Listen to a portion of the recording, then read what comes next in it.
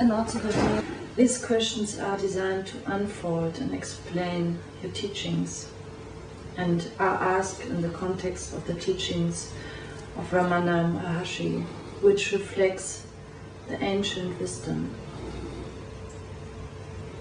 So Ramana Maharshi proposed the fundamental question, who am I? Who are you?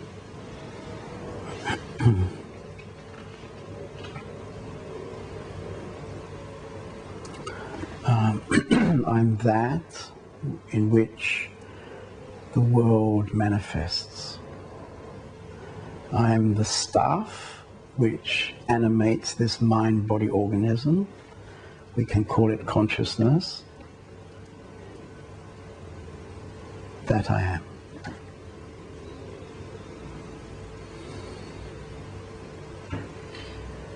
Many Western seekers are looking for enlightenment, as if it is an experience. What is enlightenment? Well, first of all, I can say enlightenment is definitely not an experience. Enlightenment, although I prefer to use other words, is your very nature. So there's no question of becoming enlightened, and in fact, there is nobody to become enlightened. The way I prefer to see it is that there is a moment of clarity, we can call it an aha moment, when we see without any doubt that the story of my life, me, is simply an illusion. It never existed.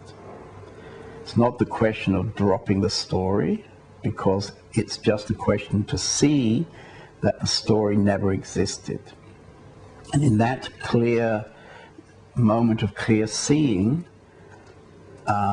we can say this is a moment of self-realization, to realize that I am the ocean and I'm not the waves on the surface of the ocean.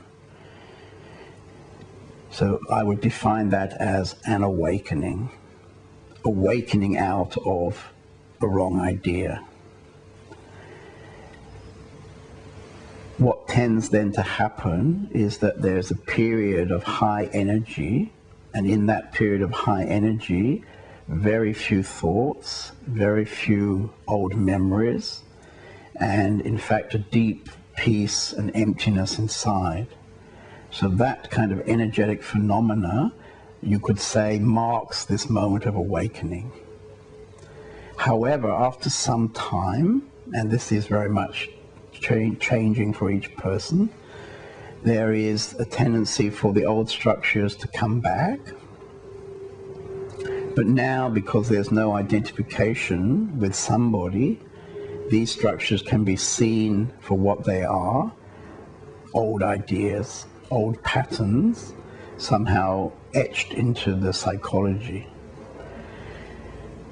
After some time, these old structures, simply by being seen, fall away. They simply disappear. A bit like the white clouds in the blue sky. At some point these white clouds just dissipate and you're left with blue sky.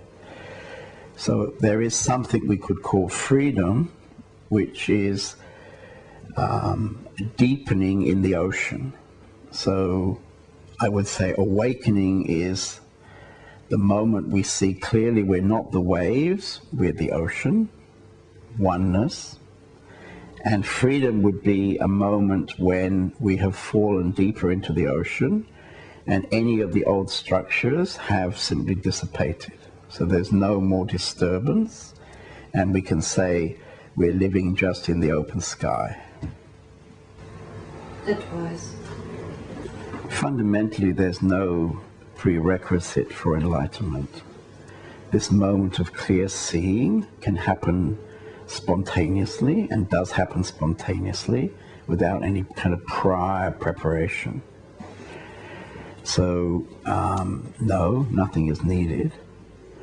However, it appears to be the case that people who involve with spiritual practice, a practice to bring the mind into stillness, people who spend time with a spiritual master or some spiritual masters, who allow their yearning inside, their longing inside to manifest by their life priority being awakening, it appears that more of those people come to the moment of awakening.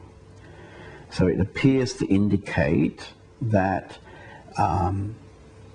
if you really want to give space in your life for this question, who am I, it's tremendously beneficial to have a spiritual master and to spend time with that spiritual master and to prepare the vehicle by achieving a quiet sattvic mind. There are many ways to do that. You can do it through meditation, mantra singing, breath work, yoga. All these are very classical spiritual techniques, and they all achieve in the end a still mind. Achieving a still mind is already a great benefit, because then we can live in peace and harmony, and we can live with a quiet mind without this constant anxiety and constant inner stress from the pressures of the mind and the pressures of thoughts. So that already is some benefit.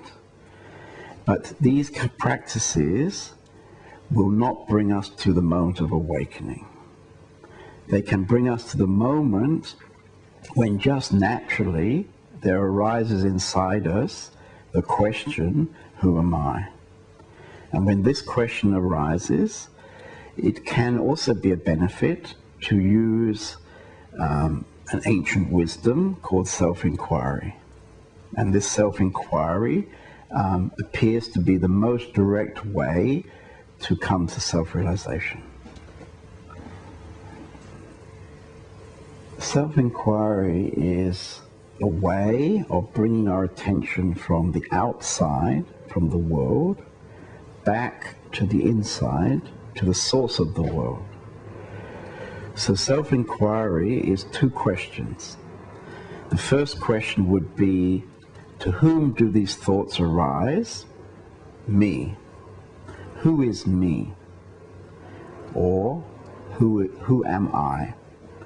The second question doesn't have a mental answer, but rather it brings your focus to the inside, to that space inside, which we can call the source. The first question can be about thoughts, can be about feelings, can be about some body sensation, can be something we're doing. For example, who's eating lunch? Me. Who's me? So rather than believe that I am the one eating lunch, by using self-inquiry, it takes us from this idea of somebody eating lunch back into the source to realize that actually nobody's eating lunch. And when this self-inquiry is done intensively, then it appears that people find that the whole attachment to the almost hypnotic sense of myself as a separate entity starts to thin, starts to melt, starts to break down. And many people who conduct this self-inquiry intensely will have moments of clear seeing. In these moments of clear seeing, they realize that, in fact, they're not this somebody, this illusionary somebody that has been created in our conditioning over many years.